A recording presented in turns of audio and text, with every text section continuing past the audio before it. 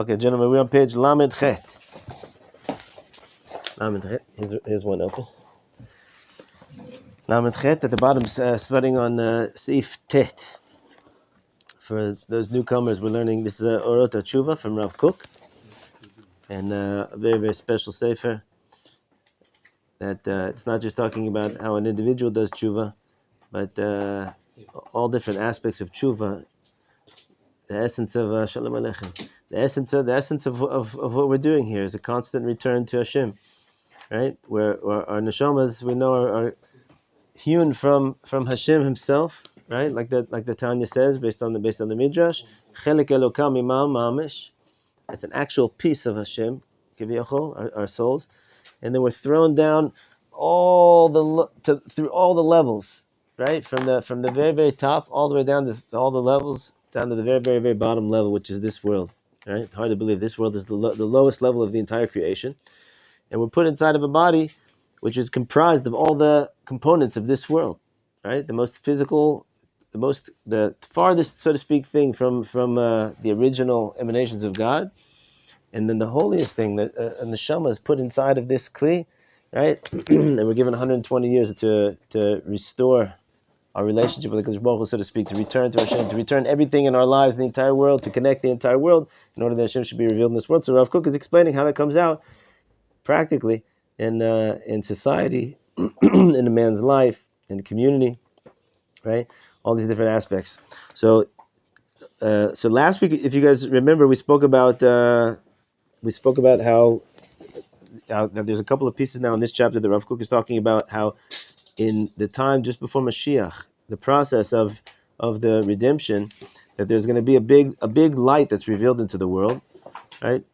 We historically we have different periods in time where there's different elements of light are revealed, things that weren't revealed before. For instance, the giving of the Torah. Before the giving of the Torah, right? Hashem's Torah was sitting there and waiting. The Gemara even says that, I don't remember the exact number of generations, which is just it says that there's 5,000 generations or something that the Torah was waiting. 931. 931. It's the gematria of the word Bereshit. Bereshit. Okay, before the world was created, right? So what does that mean? It's obviously a mashal for something, right? But meaning that the Torah was always there, right? On a very basic level, the Torah was always there, but it wasn't revealed until the year that it was revealed, right? And then David HaMelech, the concept of Mashiach, right? The fourth wheel of the chariot of Hashem, only revealed at that time. Different times, right? We're going on in history. Rabbi Shimon Bar Yochai says, you ever wonder why Rabbi Shimon Bar Yochai, he's one Tana. We had lots of Tanaim. Rabbi Shimon Bar Yochai, there's a big esek, shalom, a big esek about Rabbi Shimon Bar Yochai. It says that in the introduction to the Zohar, that Rabbi Shimon says he was given permission to reveal things that had never been revealed in the world.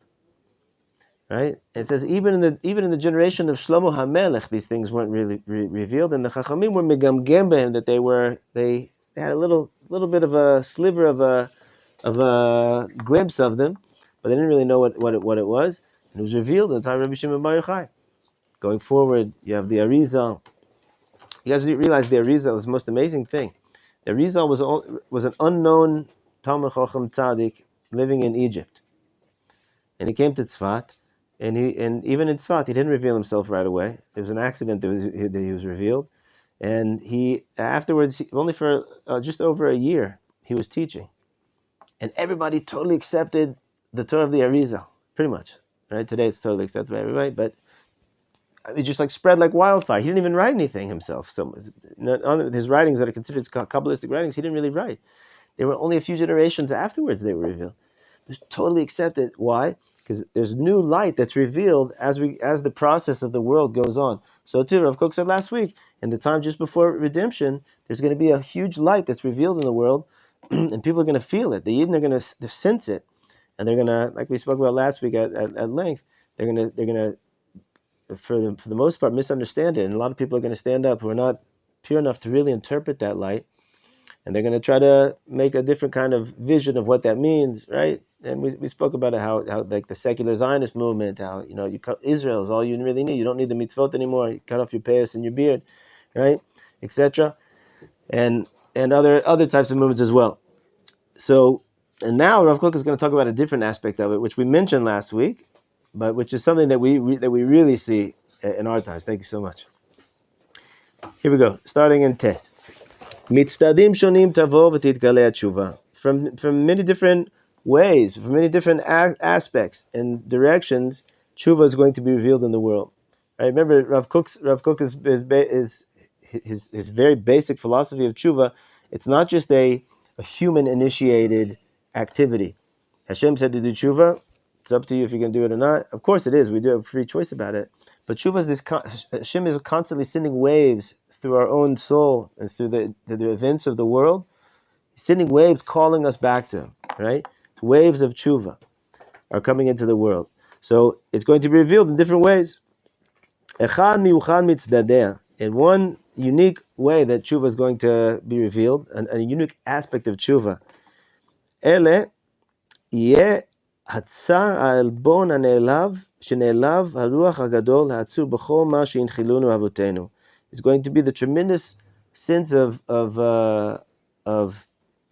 insult that we're going to feel that our tradition has been insulted. Everything that our forefathers have given over to us, right? Meaning the Jewish people didn't just, we weren't born yesterday, right? We're not a new religion, a new people. We've got an ancient tradition. I remember when I was in college, and a lot of college students were seeking, you grew up in America. America, there's the melting pot. And so everybody is like one culture, one American, cable TV, internet culture. And so everybody in college, a lot of people were seeking authenticity. So they wanted to go to different countries in the world. They wanted to go to places in the world where there seemed to be a protected ancient authenticity to their cultures. Whether it was India or South America, it didn't matter. People were looking for culture. And I remember a friend of mine arguing. We're having a conversation, a big group of us, and he was arguing. He said, "Our culture is the oldest culture. Our traditions are the oldest traditions." Yeah, but who wants, matzo ball soup and potato kugel? It's not as exciting as like being in a village somewhere in India. It's not as what's the word I'm looking for? As romantic as what's the word? Exotic. Exotic. That's the word.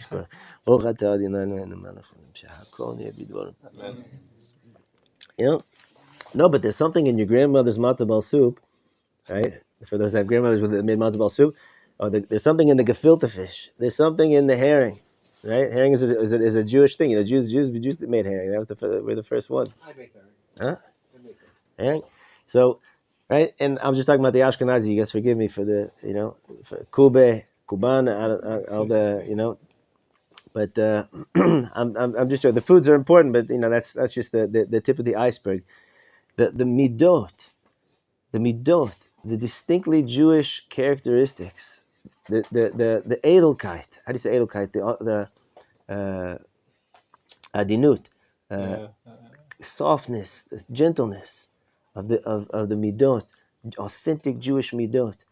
Right? The sense of reverence for kedusha, for Kadosh Baruch Hu, the simcha, right? Anybody that remembers their first time going to a Jewish wedding. Right, a Jewish simcha, you see it's something totally unique. It doesn't exist in the world. There's nothing like that in the world, right? But all these things, everything that we do. I remember last week we were talking about how Hasidim put right over left, and shirts right over left, right? There's a way that we do things, right? There's so much significance in our tradition. There's so much depth.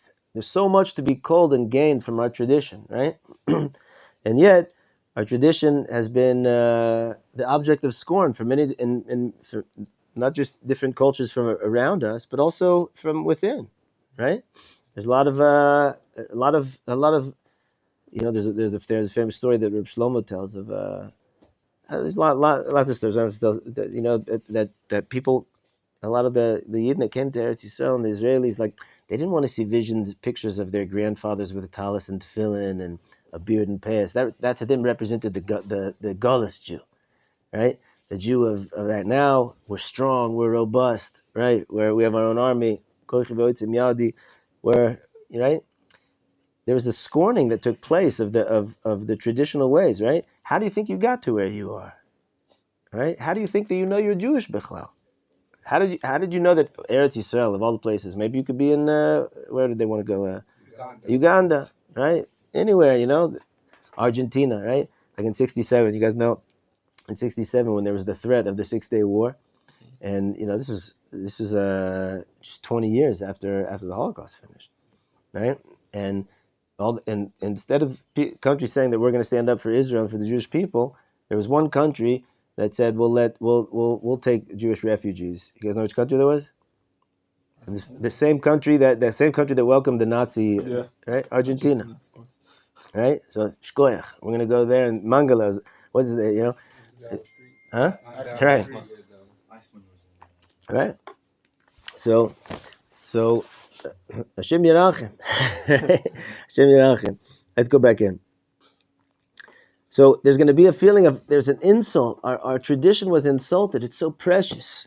And now listen to how Rav Kook talks about it. He says, Haruach HaGadol, the great spirit that's built into our tradition. She'en shiur leuzo uchvodo, that there's no end to how much strength is in it and how much honor there's in it. Right? Where your Jewish tradition with pride, right? After 9/11 happened, I was in college and my mother asked me to wear a hat. She said, I don't want you to wear a kippah on campus. So I did it for like 3 days to honor my mother, and I said, I can't do this. I can't do it. Dafka right now, I have to show it, right? Wear it with pride. You go to, you have your beard, you have your whatever it is. You have your kippah, you have your tzitzis, whatever your tradition, wear it in, wear it out, whatever it is, but with pride. There's so much honor, there's so much strength in it.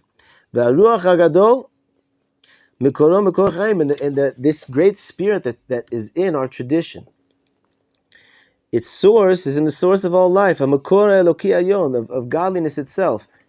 It sounds funny, but even in our kugel, even in our payas, and even in our beard, and even in our kippas, and even in the right, all of that is sourced in ultimately in God Himself. Sheholech v'nimshach midor v'dor, and it goes and it is continued from generation to generation. Ukshemesimin elav lev. And if a person pays a little bit of attention to the tradition of the Jewish people, don't you find it in everything? You find everything in our tradition, right? It's not lacking. It's not lacking, right? We don't need to look elsewhere. Kol chemda, everything beautiful. Chol tifara, everything different kinds of beautiful and everything good. Ve'achoshach hakafrani, but the darkness of how do you say kfira, of heresy, denial, that which swept over the world and the Jewish people, and whether it was in the light and the Enlightenment or different forms of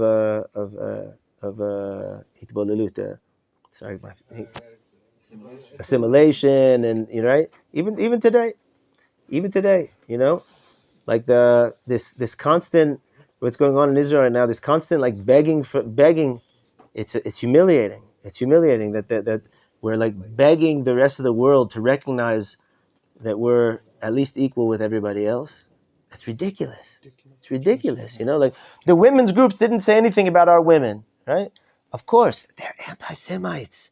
They hate you, right? But it's a double standard. Look, we've got 5,000 videos and interviews to see what they did, right? But Hamas says, 10,000 people were killed. Oh, we believe them, but we don't believe them. It's a double standard. Correct. They're anti-Semites. They don't like you. They like dead Jews. They don't like right? We can't, right? And it's so humiliating, right? That's a choshech kafrani. It's not just kfi. It's not just denying the beauty and the greatness of the essence of our tradition, right? But it also causes us to try to be connected to other things, right? To seek other things.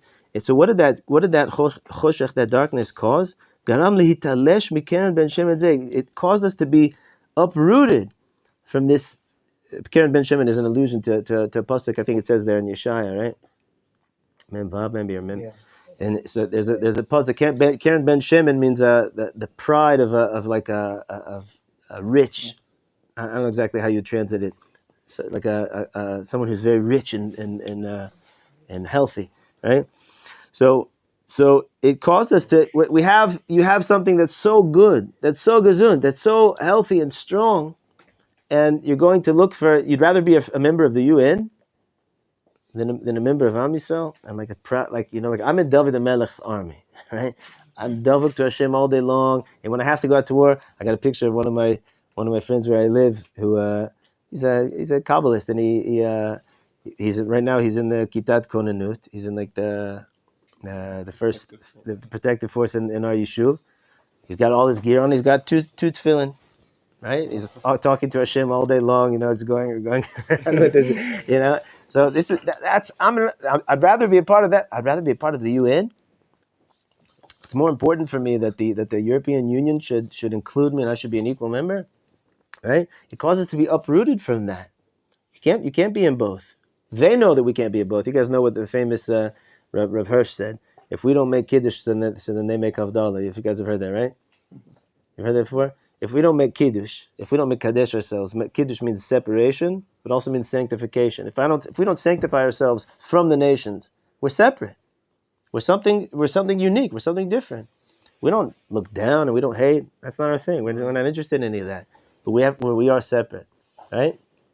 If we don't do that, so then they make Havdalah. So then they're going to push us out. And they're going to, right? If we're trying to be with them, they know intrinsically, they know that we're not part of them, right? But it causes, and not so then you're stuck. We got uprooted from our own tradition, and we're still not included in them and their groups. So where are we? We don't know where to find ourselves, right? Well, that's what happened in Germany. Uh-huh. Jews wanted to be better than the Germans. Right. And that's an awakening that's happening right now in Israel as well. Halavai, we should really be an awakening and make some significant changes. But what did it cause us to be when we uprooted from our own tradition? Velitot bisdot zarim, and then we get confused and we go traveling in other people's fields. Right? We go looking for their things. Here there's a pasuk, a very famous and blistering pasuk from Yirmiyahu. It says, "Kishtaim laot asaymi." Ami, two bad things my nation did. Oti azvu makor ma'im chaim. They left me, which I'm the source of living waters. Lachtzov lehem berot nishbarim asher lo yachilu mayim. To dig for themselves wells, all kinds of wells that are broken that can't contain water. Right? One thing is you left me. The second thing is that you're looking for other sources, if not Hashem. So we have to get our livelihood from somewhere, right? We have to get our sense of identification and pride, and So that the choshech, the darkness of denial and of heresy, really cause us to be cut off from our tradition and to mistakenly look in other people's fields, she'en behem leshad chaim v'chaim ba'adenu klal, that they don't have for us, which those other fields, the fields of Belgium and of Norway and of America, they don't have sustenance for us at all. They do have sustenance for them. That's where they're supposed to be. There's no problem. For us, and I'm not talking about physically to be in America or to be in Belgium or not. That's right? Even though a lot of people here in Machon Meir world would understand it like that.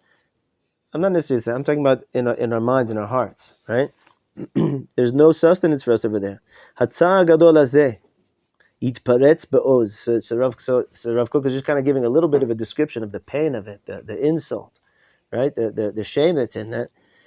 He says, and in the end, what's going to happen is there's going to be a big pain. We're going to feel pain. It's going to explode. Yitparetz ba'oz. It's going to come exploding with a lot of power of the pain of that, of, oh my goodness, what do we leave behind? What do we leave behind? V'yilaveh elav koach shel yishuv hadat u'mitinut. And it's going to come together with it a great power of yishuv hadat and mitinut. Mitinut is like patience. Yishuv hadat means peace of mind, but it's not just peace of mind. Yishuv hadat means like the sitting of the wisdom, like this resting wisdom, meaning you make a decision from a place where you're really centered. Centered might be a good. You're centered. You're balanced, right? You're thinking straight. So that's going to come together with it. Meaning it's not just going to be like a reversal. Like extremes. When we go to one extreme, so then it push back to go to the other extreme, right? It's settled, right? But לדעת גם כן מה שיש להעביר מתוך כל דרכי התהייה אשר נכשלו בהם.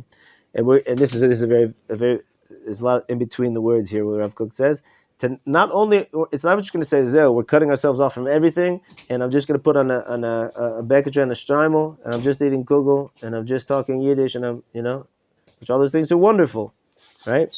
But it's not just that. It's not we're gonna say no. We're gonna realize that even when we were mistaken, we were looking for things, and we traveled around the world, there were sparks there. There were things that we're supposed to collect, and we're gonna bring those with us, right? We're gonna mivarer. We're gonna misanen. How do you say?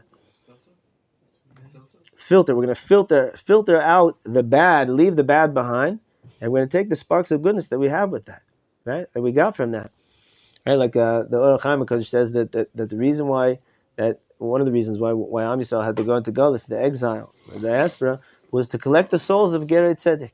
Right, there's sparks of the Jewish neshama that are spread. Some of them are in Russia, some of them are in Japan, some of them are all over the place, and we needed to go so that we could have some type of connection with those places in order to collect those souls. Right, so too, in each one of us, when we go into our own mental, spiritual gullus in the world, and we're connected to all different things in the world, right? Even though it's a mistake to think that we have to look elsewhere and not look inside for Hashem, but there's still some sparks over there, right? But we have to leave the mistaken notions behind and take the good that can come out of that. Is that clear what I'm saying? Yeah? Chofesh HaKodesh HaPnimi shebeneshama yetzeh mima'asaro. In the holy freedom, the inner holy freedom of the soul is going to come out from its imprisonment. You guys know in the HaTikva, when they added the words liot am chofshi, to be a free nation, be'atzenu, in our land. You guys know that, right? In HaTikva, so that was a real cause for uproar in the Jewish world, because chofshi, in Yiddish, frei, what means when they said free, that was always a term for free from mitzvahs. A person who had left the tradition, stopped keeping mitzvahs, is called frei, right? And back then they don't call it so much like that today, but in the early days they called it chofshi, right? So when they said that when they made that the national anthem, really the person that wrote the national anthem was a very deeply believing person, and there was other words. There's a lot of other words. I don't know if you guys have ever seen. If you can look at it, I saw it once. An original copy. What was the original Hatikva? It's talking about David the Melech. It's talking about Beit HaMikdash. They took all that out and they put Liot Am Chofshi. So the people were pretty upset about that, right? And the fact that they called it Chofshi, so like that has a negative stigma now for us, right? Chofshi, I'm free, right? What do you mean you're free? You're imprisoned. You're imprisoned. It's the opposite of freedom, right? So Rav Kook says now here he's saying that true inner freedom of the holy inner freedom, right? I was this summer. I had a conversation with a Rabbi in America, Rav Mechel Twersky, the Horner Stipler Rabbi, and he quoted an Indian poet. I don't remember his name, but the poet, it was a short poem, and it was about a violin string. And it said, I have a violin string on my table, and it's free to go wherever it wants. Whatever direction I move it, it can move. It's totally free, but it can't sing. Only when I bind it, now it's free to sing. Right? So he said, that's what the mitzvot are. That's what Torah is. That's what Avodat Hashem is. I bind myself. Oh, you're not free. Look how rigid you are. Right? Now I can sing. Before that, yeah, it's true. I could go wherever I want, but I didn't have any purpose in the world. Right? The very purpose for which I was made, I can't do. Right? So here it's now the true inner freedom is going to come out from its imprisonment. Uvetzimaon az, and with great thirst, yachel kol ruach lishov lishtot levaya meoto makor chaim elyon. And with great, tremendous thirst, any person's soul who's a little bit awake, says Rav Kook, is going to begin to draw forth from this well and to drink. How do you say? To quench his thirst.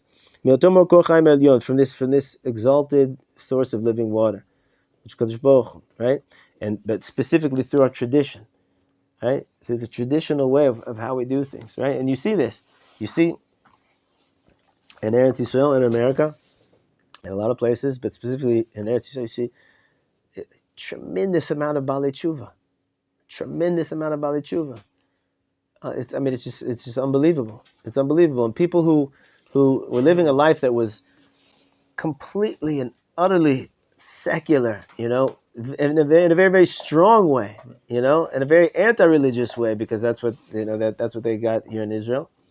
Then they come back. They have such a reverence for the tradition, right? They want to do everything according to tradition, sometimes in extreme ways, right? But it comes back because there's something that becomes free in us. Now I get to dip into, and I get to tap into, and to drink from that well, right? And they feel that everything that we've been looking for over there in those mistaken foreign fields, now I can actually find over here. And now Rav Kook gives a whole long list of things that are going to happen once that happens. Once Am Yisrael realizes, right? Baruch Hashem, like we're actually living in a moment where it's happening. Halavai, that it should continue, and it should continue, but continue spreading forth on Am Yisrael. But like we were speaking about last week, how the soldiers, everybody wants to say Shema Yisrael. Everybody's wearing tzitzis. They want kippas. They're saying kippas. They give us tefillin. I told you about my Rav last week, who collected more than $1 million so far to give out pairs of tefillin. Right. So we're seeing that. But what happens once it gets going? Here's the list. He says ve'adeh ve'regesh. The midot. Dea here means the midot, or it could mean like the mentality and the regesh, the emotional world.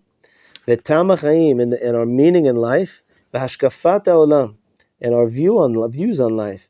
Ve'chefetz atchiyah ha'leumit, and the desire for a national awakening.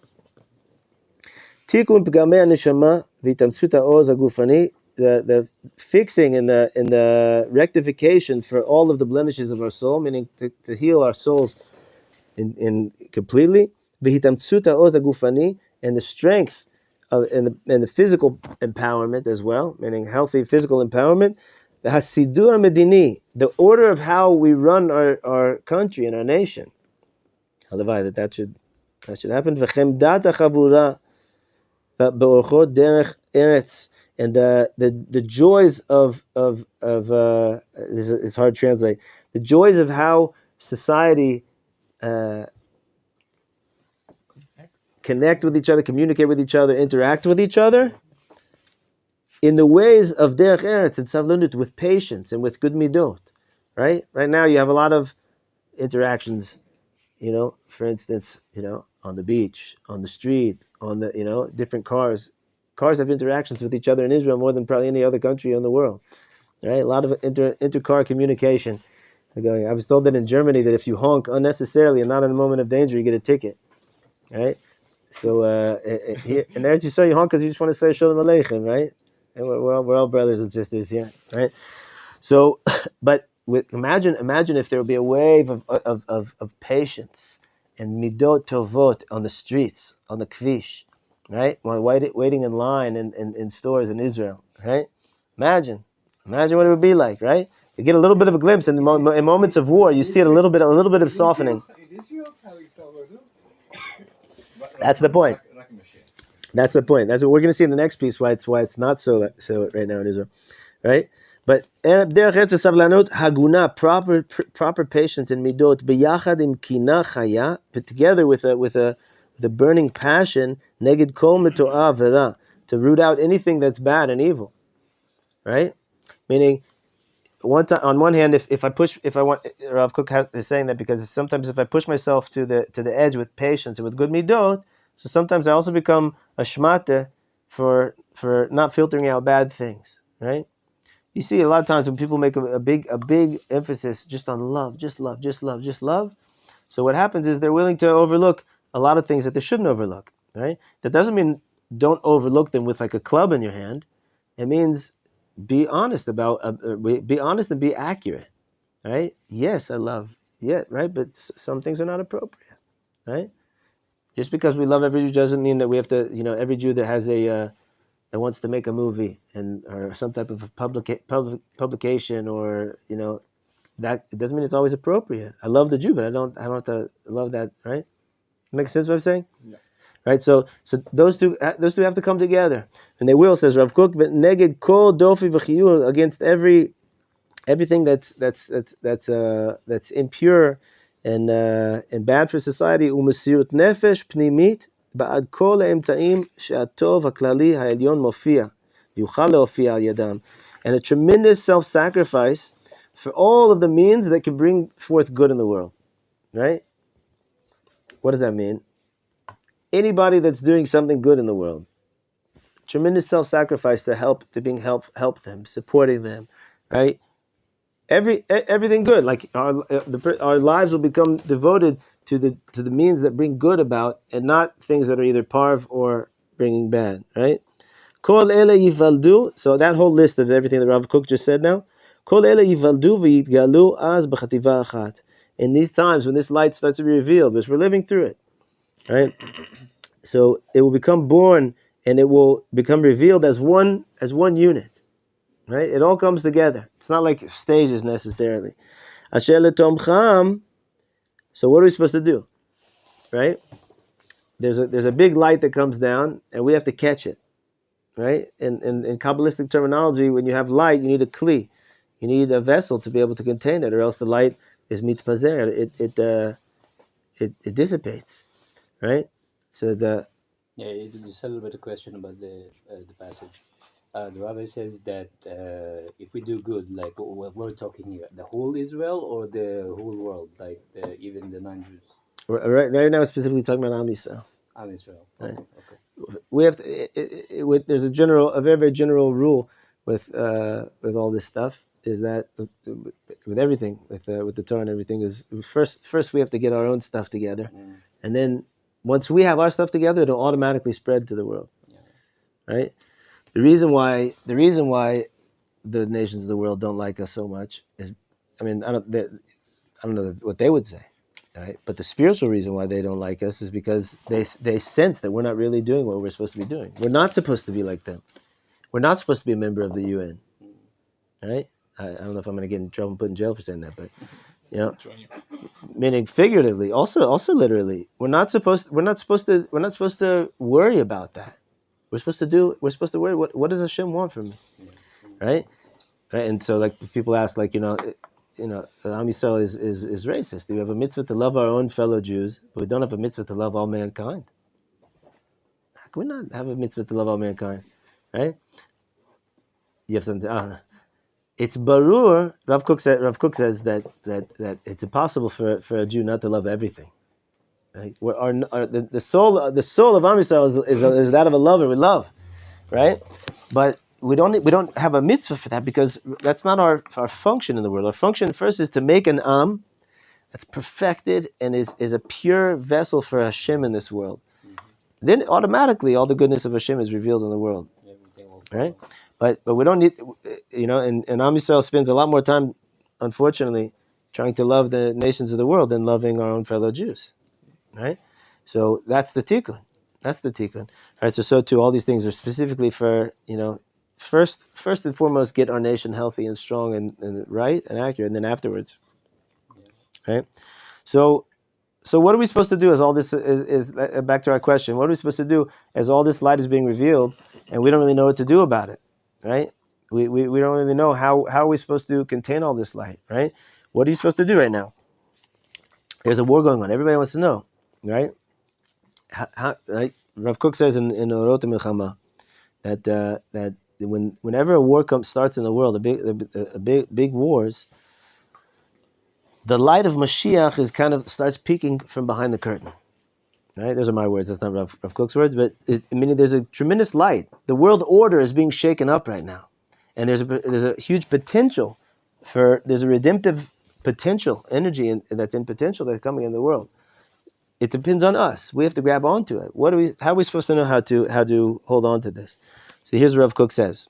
He says, "Asher letomcham tzrichim anu," in order to support this and to give it backing, so to speak, to channel it properly.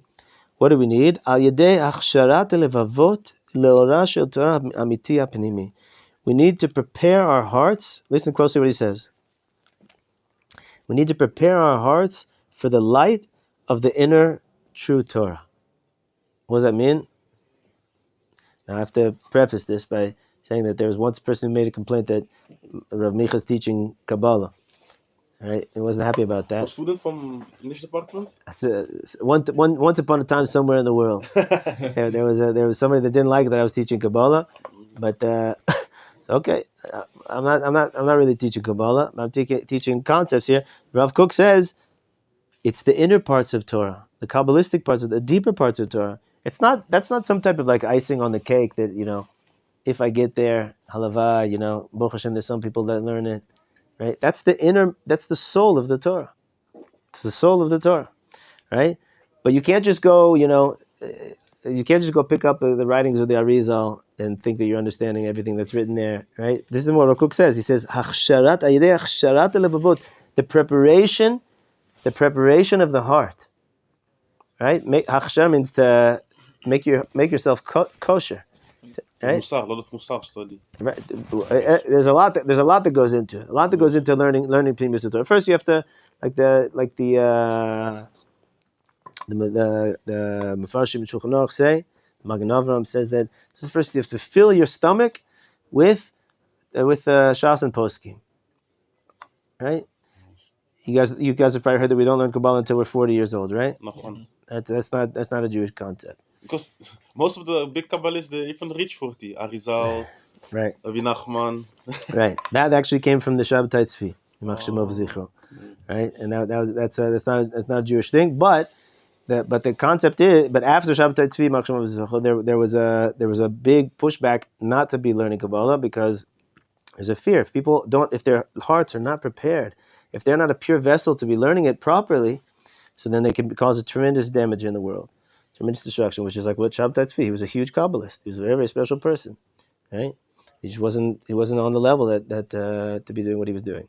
So first, before we even learn it, first we have to be going for that. We have to be preparing for that. It may be 20 years from now, right? Who knows? It may be when you're 80. Who knows when it's going to be? But that's not Rav Kook. Rav Kook says first you have to prepare your heart for that, right? And what does that mean essentially? What does it essentially mean? He says in Bepei Mal, he says Razei Torah, the secrets of Torah. The secrets of Torah, right? The Pnimius of Torah means, the inner part of Torah doesn't mean just learning like some type of, one of my Rabbanim who's a very, very well versed in Kabbalah. He's a very, very, very special person. Stavsky, and he said, one time I was in a conversation with him and another person who's also very learned, and he said, if when you read the Arizal, it's like mathematica. I said, no. It's a microbiologia. Right, you guys got that? It's not math, it's microbiology, right? If you learn it with it's all technical. It's super technical. If you don't know how to learn it, if your heart isn't prepared for it, there's nothing technical about Kabbalah. I mean, it's super technical, but that's not the purpose. The purpose is just a higher and more exacting, perfected level of dveikus with Hashem Yisborach. Right? It's all about a life of connection, attachment to Hashem. Right? And that I'm learning right now, I'm not just talking about attachment, that I'm experiencing attachment, I realize that what's going on right now. Right? And when I'm walking down the street in Eretz Yisrael, when I'm putting on my tefillin, when I'm benching, when I'm eating, right? A huge amount of Kabbalah is about eating. Right? We spend a lot of our time and energy in this world around the concept of eating, working to be able to have money for food, preparing food, eating food, right? We spend a lot of time. Right, but anyway, the purpose, back to what we're saying here is Rav Kook says that the secrets of Torah we need in order to really be able to channel all this light of redemption. We need secrets of Torah, and then here I have this in mind. I have in parentheses. It says Asher al pi hashpaot shishpiu al ele asher davku behem beloich sherui, and unfortunately, because of the bad influences of those people who connected to the deeper parts of Torah without the proper preparation. Right? There's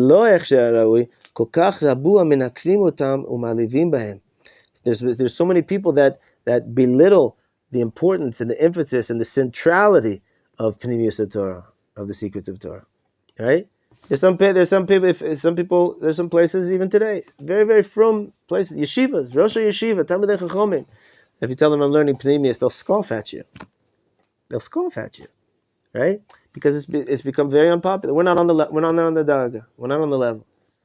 It's as if it's become because of the bad influences of those who were learning and practicing Kabbalah without the proper preparation, the purity, that caused a bad name for Kabbalah and Pnimius Torah in the world, and therefore it became unpopular. And there's so many people that just, minimize it and make it something tertiary. It's something side. It's not something that's central and important.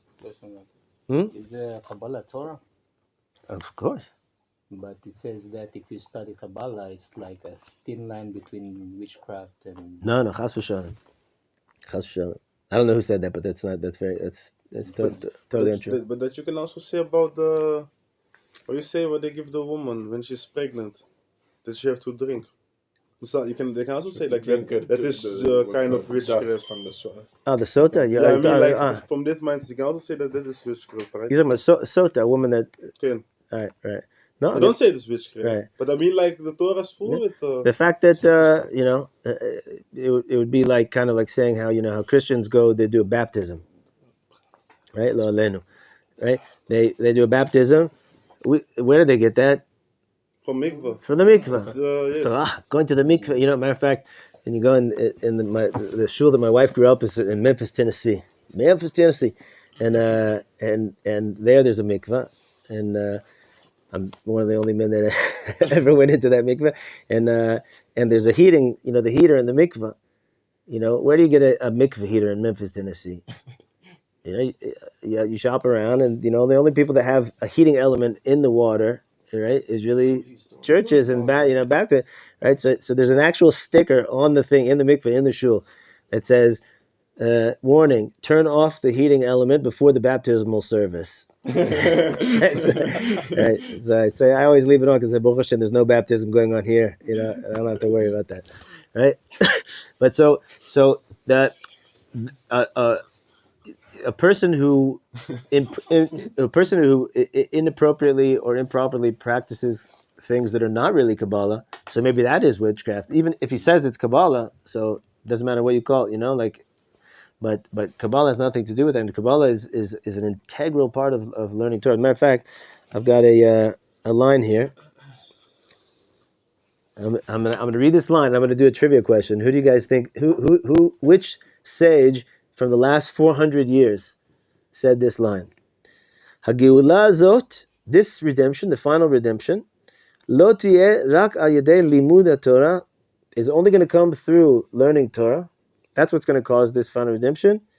Ve'ikar hageula, and the major aspect of the geula, talia belimud Kabbalah, is dependent on learning Kabbalah. Okay, one vote for Rabbi Nachman. Rabbi, one vote for the Arizal. Yosef Karo. One vote for the Rabbi Yosef Karo. Baal Shem Tov. It sounds very Hasidic, doesn't it? Yeah. But it's very Hasidic. But it's some Rabbi Gon. You guys are going to be disappointed. Rabbi Eliyahu. Huh? Dessler? No. Rabbi Eliyahu Mivilna. The Gaon Mivilna. Oh yeah, the Gaon Vilna. The Vilna Gaon, gentlemen. The Vilna Gaon, who was a huge Kabbalist, and the Vilna Gaon, and this is in Evan Shlema. Vilna Gaon was pushing to learn Kabbalah, and all of the students of the Gra were huge Kabbalists. Litvaks, a Litvish Makubal. Can you believe it? Yesh Kazedava. There's not so many left anymore. The last, the Chazon Ish said the last one was the Leshem. The Leshem was the grandfather of Rabbi Yoshiv Alav Shalom, right? Who was the Rebbe of Rav Kook in Kabbalah. One of the Rebbes. But that was the whole. I don't know, not sure, but that was probably the reason why they had this machloket mitnagim and Chassidut. It's not that they are against Kabbalah, but they was like against it being learned to everyone. I think something like that. I'm not sure because they were very even among the Chassidim themselves, there was a machloket how much Kabbalah they should be learning and teaching, right? But that wasn't really the machloket on the Chassidim. It was just like they found it strange. Nobody really knows what the Gra's machloket on the Chassidim was, but some people say that he thought.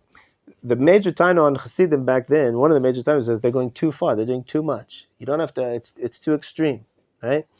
But not too much Kabbalah. Too much dancing, laughing. No, no. Too much. There was too much like extreme piety. Extreme piety. So you don't have to go so far. The girl said you have to be a tzaddik. You don't have to be a chassid. Rolling in the snow, things like that. No, the Chassid Dafka Baal Shem Tov stopped all that. He wasn't. That was before that. People did that.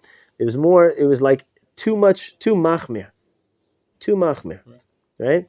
And so, but some say that he didn't have he didn't really have anything against it, but he didn't want the movement to go off track, so he said that he had to make some type of opposition in order that they would.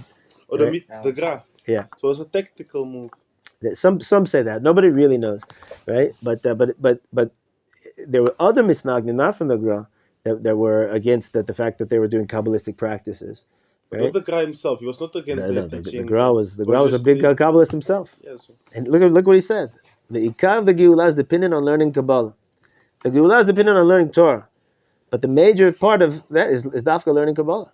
Right? So it's you see very strong words of the Gra that right? Okay, back inside. So again, but because there's been those that who were inappropriately learning, meaning they weren't pure enough, their hearts weren't pure enough to do it, right? And they hadn't prepared themselves properly. They didn't have the proper reverence and the proper level of humility when they were learning, or they didn't learn with purity. Right, you guys know that when we're learning Kabbalah, and I'm just going to say this just one practice, which is really important. That even if you're just going to read a Kabbalistic Sefer here, even in English, that we don't learn Kabbalah without going to the mikvah. It's something that we an accepted practice. That a person has to go to the mikvah before he learns that. Right, he has to be in a pure state. Right, and some say that was one of the problems with Shabbat Tzvi. Is that there was problems with that kind of purity.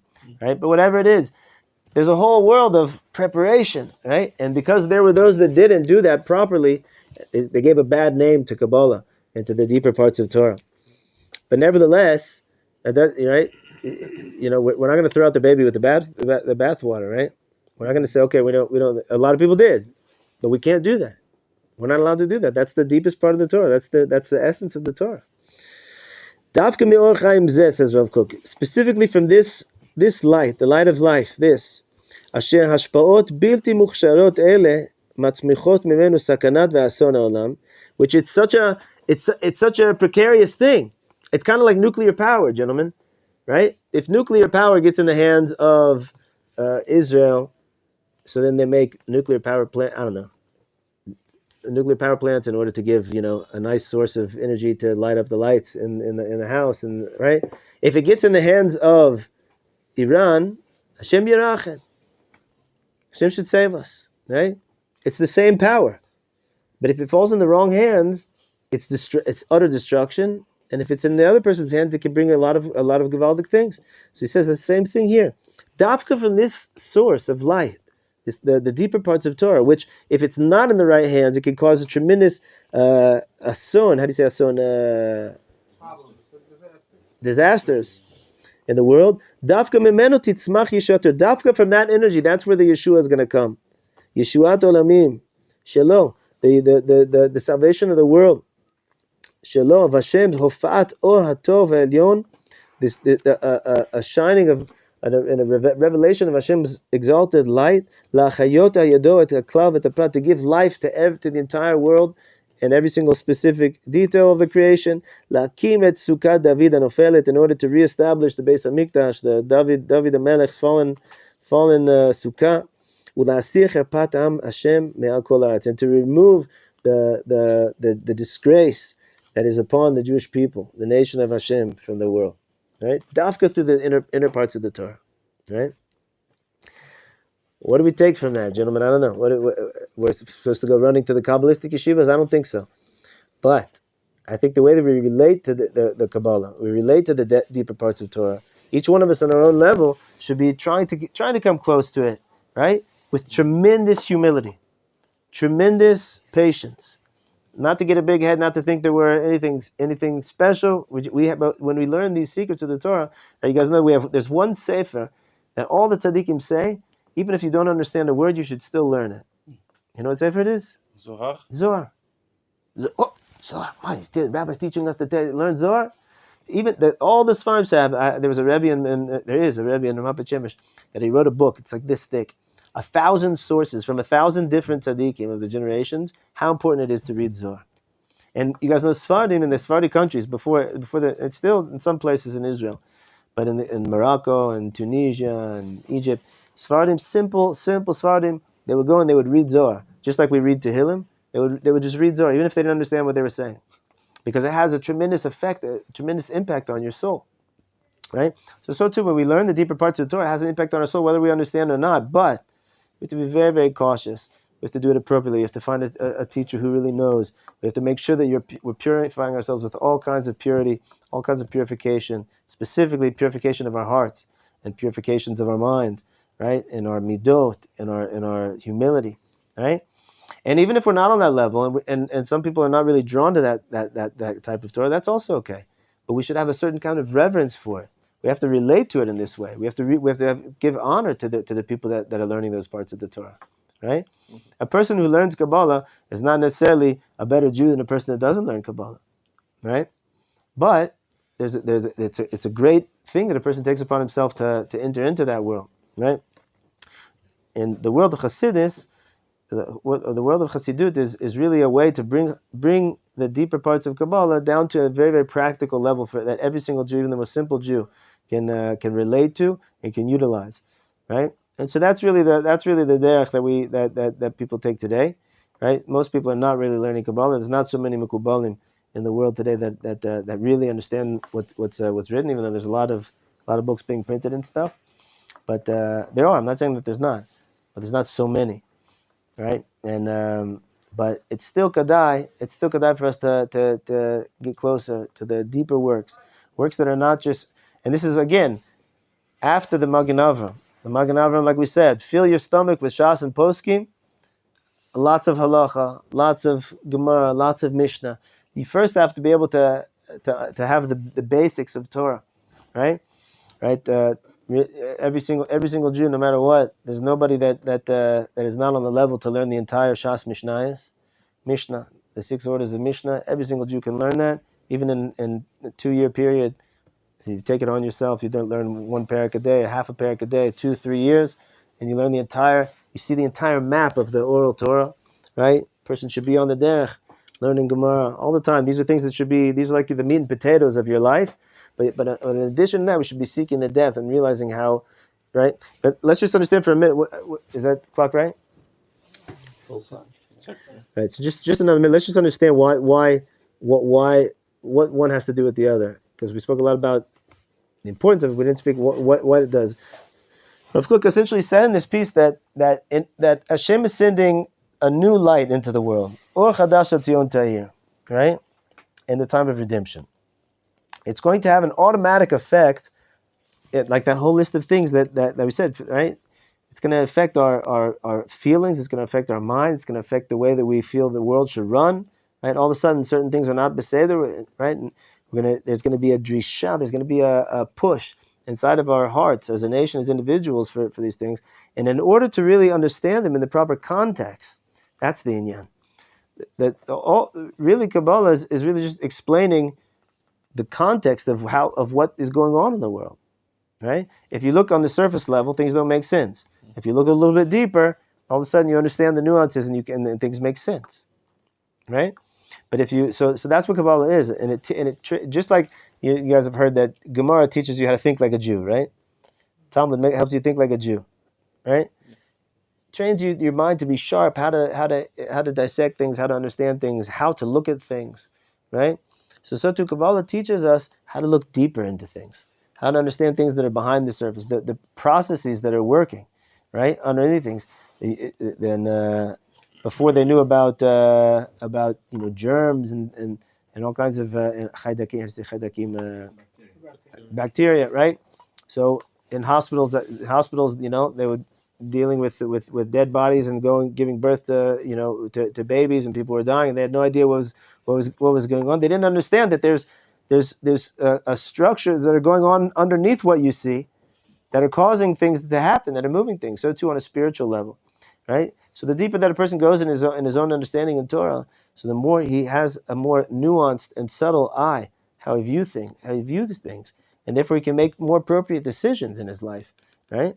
And so that's the inyan, right? Besides other depth that I don't understand, that's the inyan that I understand from Rav Kook, that this is why Kabbalah has a specific effect on helping us understand the new light that comes in the world and be able to channel it properly.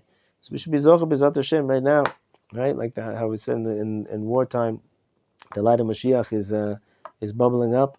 We should be zocher to go deeper in ourselves and go deeper in our Torah to be able to understand what we're supposed to be doing, what Hashem wants from us in this time, and each one of us giving from ourselves as much as we can to try to help the process along. Amen. Baruch.